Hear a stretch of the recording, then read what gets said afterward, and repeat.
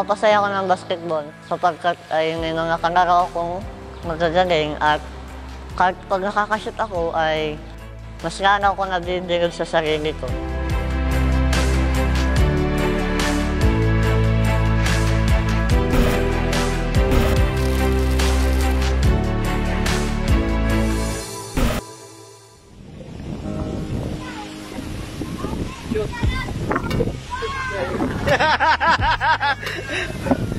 ₱5. Ang bidyong ito na ipinost namin sa aming Facebook page nung isang buwan, kung saan may isang batang naikipaglaro ng basketball.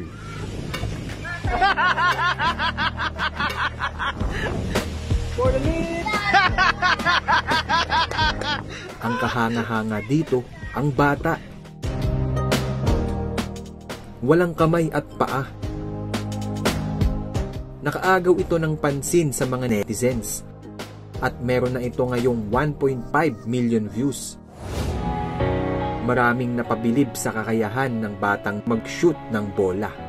Interesado rin kaming makilala ang bata sa video, kaya pinagtanong-tanong namin sa comment section. So dahil sa tulong ng ating mga ka-Hoopex sa comment section, nagtanong-tanong tayo sa kanila. So napag-alaman natin kung saan nakatira tong batang to at nakontak natin ang ate niya. So ito, may munting sorpresa tayo dun sa batang nasa video at ipapadala natin ito ngayon sa kanya. So sana magustuhan mo to, ang munting sorpresa ng Hoopex Basketball. Napag-alaman namin na sa Barcelona, Sorsogon, nakatira ang bata sa video.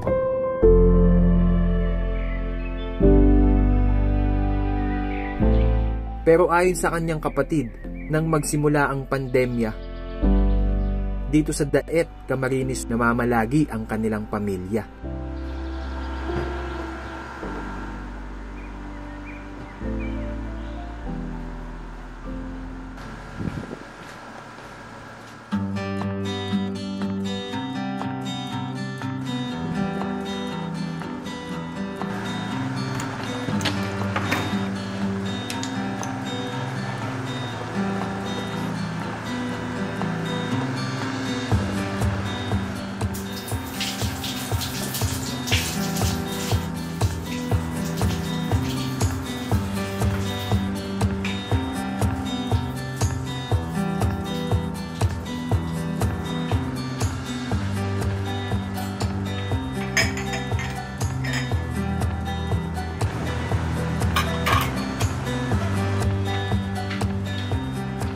Ako nga po pala si Christopher Benedicto, 18 years old.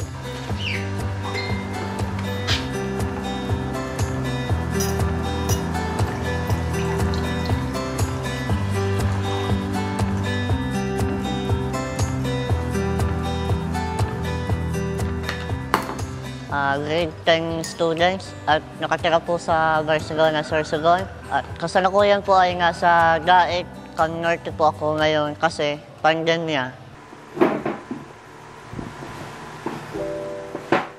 Ipinanganak si Clyde ng walang mga kamay at paa.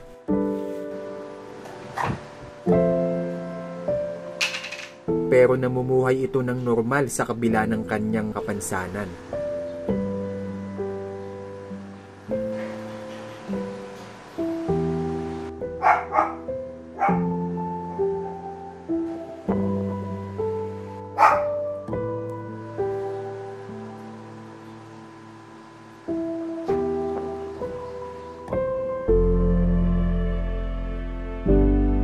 Kasalukuyang grade 10 student itong si Clyde at abala sa kanyang online class sa pinapasukang eskwelahan sa Sorsogon.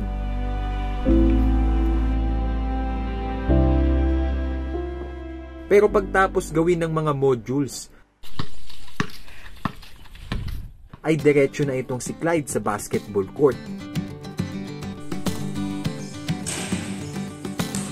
Nahilig po ako sa basketball ay sapagkat lagi akong sinasamahan ng aking mga barkada at kuya sa tuwing dumadayo po sila sa iba't ibang barangay.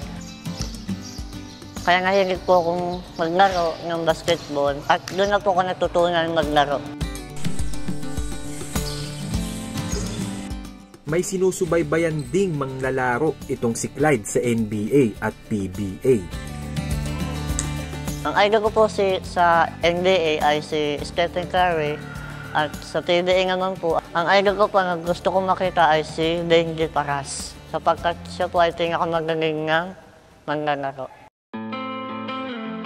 Tetra Amelia Syndrome ang tawag sa kondisyon ni Clyde, kung saan ipinanganak ang isang sanggol na walang kamay at paa. Ayon sa ina ni Clyde na si Fe, posibleng radiation raw ang dahilan ng birth defect ng kanyang bunsong anak. Ang pagkakaalam ko, na-aksidente kasi ako nung kasalukuyang nagtatrabaho pa ako noon. Hindi ko expected na buntis pala ako. Next na x-ray ako. Nung lumalaki nga raw si Clyde, hindi raw nila pinaramdam dito ang kanyang disability. Yung normal pa nga daw ang pagpasok sa eskwelahan, ay kailangan pa niyang maglakad ng kalahating oras para lang makapasok sa paaralan. Habang hindi niya pa kaya yung mga bagay na hindi ginagawa, tinutulungan namin siya tulad sa katawan niya, kung ano pang mga, pero hindi namin pinaparamdam sa kanya na may kapansanan siya. Ngayon, habang lumalaki siya, pinipilit namin na matutunan niya lahat yun para magabayan niya rin ang kanyang sarili. Maaasahan rin daw si Clyde sa mga gawaing bahay. Pagkatapos siya mag-module, lagi siya nagpa-Facebook, Messenger. At higit sa lahat, yung Mobile Legend lagi ang pinaglilibangan niya sa ngayon.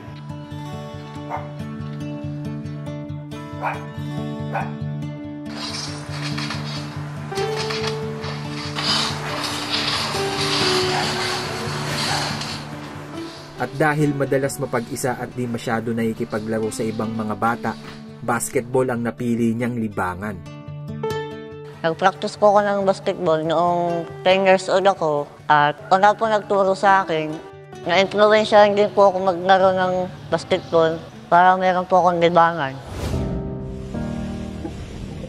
Naikwento rin sa amin ni Clyde ang bidyong ito na kumalat sa social media.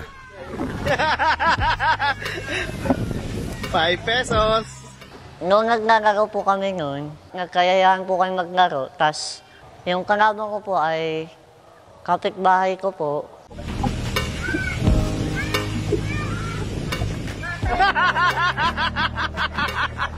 For the win. For the win. Opo, natalo ko po siya. Pero hindi ko po rin inaasahan na meron din po nagbibideo sa akin. Kahit nabigla na lang po ako na lumabas nga agad sa Facebook. For the win. For the win.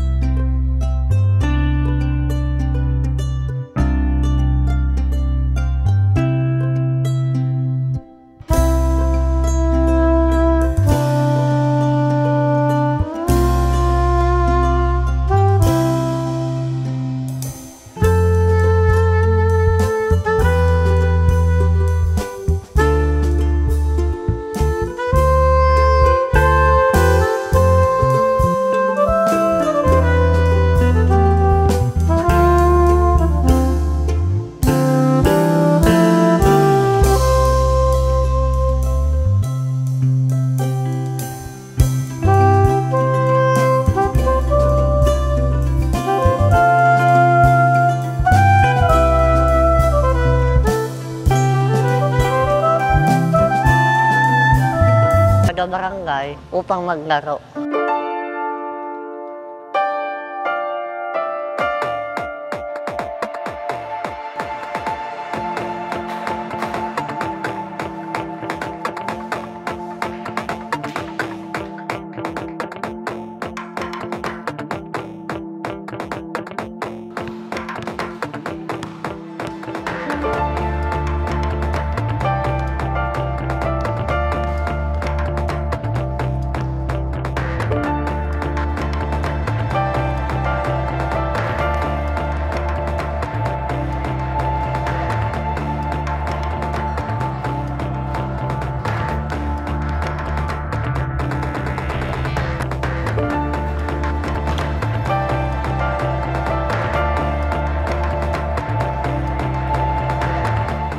Nakilala ko po si Clyde sa may sa amin. Nakalaro ko po siya ng basketball. At simula po nun, naging magkaibigan na po kami. Nahangaan po ako sa kanya dahil sa kahit ganong kalagayan niya, nakakapaglaro pa rin po siya ng normal na basketball.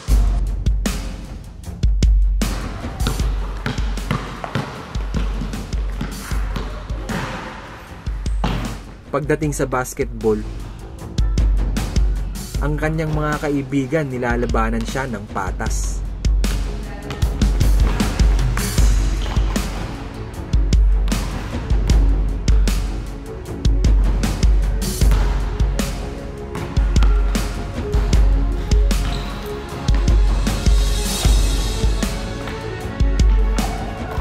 Nakakamangha sa tuwing nakakashoot ng bola si Clyde.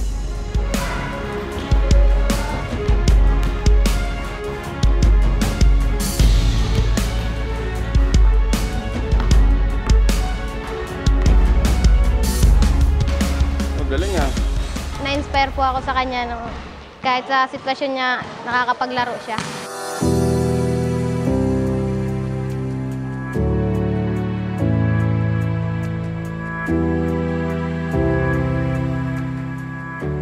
Napapasaya ko ng basketball sapagkat ay may mga kalaro akong magagaling at kahit pag nakakashoot ako ay mas lalo ako nadidinig sa sarili ko.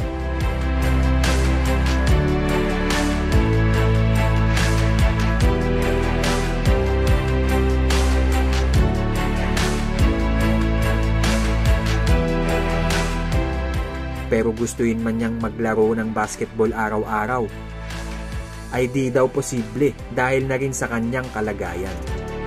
2 days bago ko maglaro ulit kasi po nagpapahinga rin po ako. Kung minsan po ay nasusugatan din po yung tuhod ko kasi nadadapa ako minsan or natatapilok. Kaya minsan hindi po ako nakakalaro. At kung malakas ang kalaban, madalas ay nababangko itong si Clyde at di nakakapaglaro. Okay lang po, kasi alam ko naman po ang sitwasyon ko eh. At hindi ko man po sila titilitin kung ayaw nila ako kalaro. Manonood na lang po ako.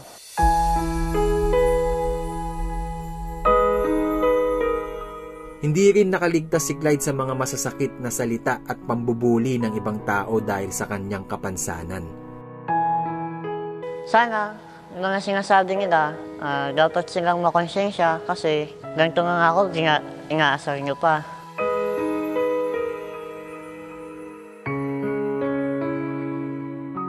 Pinipintasan siya na wala siyang paa, wala siyang kamay, yung ganun. Pero sabi ko sa kanya, pag nakakarinig siya ng ganyan, hayaan niya na lang.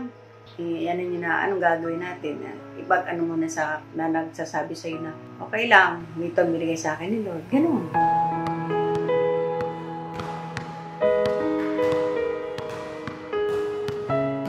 Mas maganda nang gayahin nila ako kasi mga hindi ko kayang gawin, nagagawa ako para sa sarili ko. Sa mga nagdaang araw, nagkaroon din ako ng pagkakataon na makausap ng personal si Clyde. Kamusta, Idol Clyde? Ayos naman po kuya. Sorry ngayon, naglalaro po ko ngayon. Talaga ngayon? Saan may court yan sa labas ng bahay niyo? Medyo malayo-layo lang po, mga 1 kilometer siguro. Sobrang nakakabilib ka. At ano pang masasabi mo sa mga batang naglalaro ng basketball ngayon? Sa mga kabataan? Huwag sila susuko maging kalinga. At sisikat din sila. Yun. Sobrang saludo ako sa iyo, Idol Clyde. Sana makalaro kita soon. Sana na ako eh. Maraming salamat. Lagi kang mag-iingat at God bless. Sige po, kayo rin po. God bless.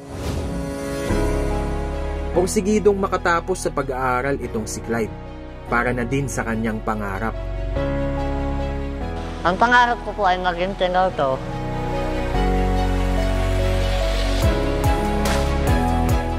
Upang makalipad po sa himpapawid.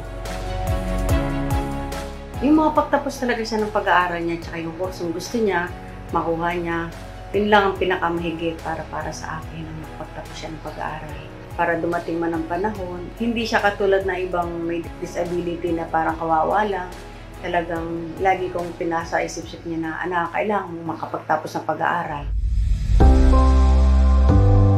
Sa kabila ng kondisyon ni Clyde, positibo ito sa buhay. Di man siya makapagsuot ng magarang basketball shoes, ay siguradong marami pa siyang pupudpuring tsinelas sa larong lubos na nagpapasaya sa kanya.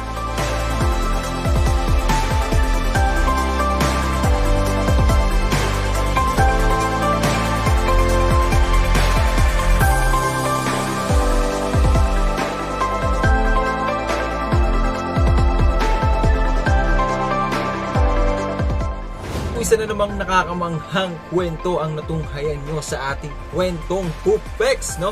So, ang message ko lang kay Clyde na pagpatuloy mo lang kung saan ka masaya. Huwag mong pansinin yung mga sasabihin ng iba. Sobrang nakakabilib yung ginagawa mo dahil nga di porket may disability ka di mo na pwede gawin yung mga nagpapasaya sa'yo. So, sa mga kabataan dyan, sana ma-inspire kayo ni Idol Clyde. At syempre, kung nagustuhan mo tong video na to, bigyan mo kami ng like, comment, and share. At syempre, mag-subscribe na kayo sa YouTube channel ng Hoopex Basketball. At sa aming Facebook page, Hoopex Basketball rin. And syempre, don't forget to support our merch, Hoopex Basketball Gear. Yan, message lang kayo dyan para sa inyong mga orders. At syempre, mga ka-Hoopex, no? Kita-kits tayo sa susunod na mga episode. Peace!